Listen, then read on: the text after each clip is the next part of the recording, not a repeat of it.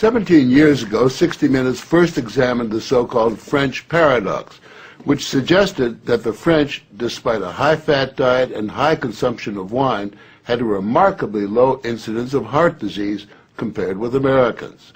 Most researchers agreed that there was something in the wine that offered protection. And a few years later, even the highly cautious federal dietary guidelines say that moderate consumption of red wine can be beneficial.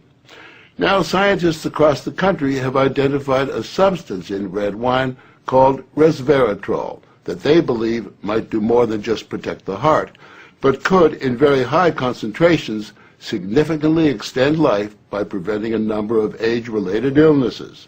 If they're right, we all may soon be taking a pill that could give us an extra decade or two of healthy old age. If the promise holds true, I think this has the chance to change healthcare. Dr. Christoph Westphal says we all may soon be taking a drug that just might beat the clock, a simple pill that could delay the inevitable. Our goal is to prevent and forestall many of the diseases that strike us as we reach 50, 60, and 70, all with one pill. What you're suggesting is there's some kind of rejuvenation drug that turns a 70-year-old into a 35-year-old. That might be pretty hard to do, but I think if we're on a train heading one direction, we can slow down that train. I think we can slow down these genes that control the aging process. That quest to put death on hold began in 2003 when Westphal met David Sinclair, a biochemist at Harvard, who was studying the genetic components of aging. 5 years ago, I met David, and he had shown that you could extend lifespan in yeast. That's pretty exciting. Now, if you happen to be a yeast, it's very exciting. Yeasts are one thing, human beings are more complicated. So Sinclair focused on a gene present in almost all life forms, the sirtuin gene. It's normally inactive, but when it is active, Sinclair believes it triggers a survival mechanism that extends life. Convinced that something in nature could activate that gene, Sinclair randomly tested thousands of compounds. And bingo, he got a hit, Resveratrol. When I Googled this Resveratrol, I was shocked to find that red wine was the top hit. Red wine is brimming with Resveratrol. It's found in high concentration in the skin of the grape and seems to play a role in protecting it from invading bacteria and fungi.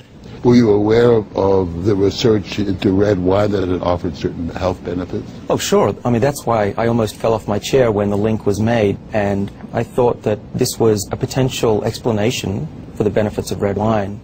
Convinced they were on the verge of a major scientific breakthrough, Sinclair and Westphal launched Certris, a Cambridge, Massachusetts research company. They, along with a handful of other cutting-edge biotech companies, are developing resveratrol-based drugs that they believe zero in on the longevity gene. The important news here is not that we found something in red wine. The important thing is that we passed a milestone where we can now make drugs based on this knowledge and potentially slow down aging itself. Everyone from plastic surgeons to your friendly snake oil salesman have been promising a ticket to eternal youth for some time. So the prospect of a prescription pill based on red wine that could trigger a longevity gene sounds too good to be true. And yet, scientists have actually known for years of one surefire way of doing that. Stay hungry. Eating a lot of food turns that off. Dieting, extreme dieting, turns it on. Couch potato paradise. We have a pill that can mimic many of the effects of calorie restriction or exercise. So one can be very healthy and obese at the same time. Our goal is healthy individuals, ideally via lifestyle, and if that doesn't work, we believe that we'll have a pill that can mimic that. A pill that in effect diets for you. A pill that turns on the survival gene.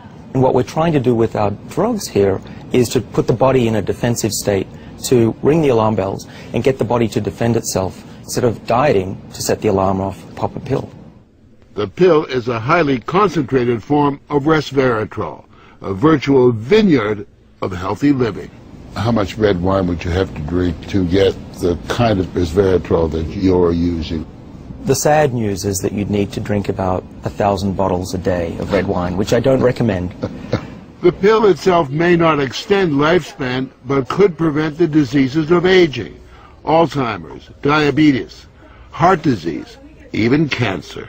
What we're talking about is activating the body's natural genetic defenses against diseases, and that's very powerful if we can harness that. Resveratrol has been tested on mice, and the results have been encouraging. In this test video provided by Sertris, both of the mice have been fed a high-fat diet for 12 weeks. But when placed on a treadmill, the mouse on the right ran twice as far. He was taking high concentrations of resveratrol. You have fat mice, and you have fat mice with resveratrol, and the ones that are on resveratrol, they can run twice as far, and they live longer, about 20% longer. Other studies showed that among mice fed a high-fat diet, those given resveratrol didn't gain as much weight as those not given the drug. Sinclair believes that resveratrol actually changes the physiology of the mice. The proof, he says, is in the post-mortem.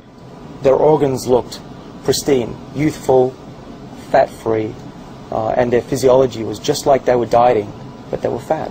Convinced they were on the right path, they fast-tracked the drug into human trials on people with untreated diabetes, and the results were impressive. It significantly lowered glucose and insulin levels without the patients changing their diet or taking any other drugs. Originally, our hope was that you'd be able to prevent diseases of aging. What we ended up seeing is actually you could therapeutically intervene in patients who have diseases of aging, and that was unexpected. Yeah, the diabetic patients have high blood sugar, and the molecules bring it down. That's treatment, that's not prevention. Sertris is now developing what they say is a much more potent synthetic version of resveratrol that will also soon go into human trials, this time on cancer patients. I keep on thinking, you know, what used to seem like it was science fiction, I actually believe the biology is right, and if we're right, this may be the most important thing that we're going to do in our lives.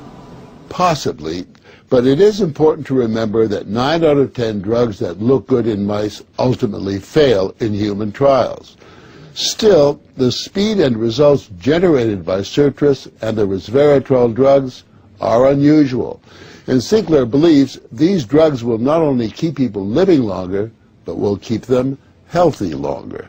What we're talking about is potentially making a 90-year-old as healthy as a 60-year-old. A 90-year-old can play tennis and see their great-grandkids graduate from college. People will live active, healthy lives and then die quietly in their sleep, and that's really the aim here with these medicines. Are we on the edge of maintaining active lives into our hundreds, for example?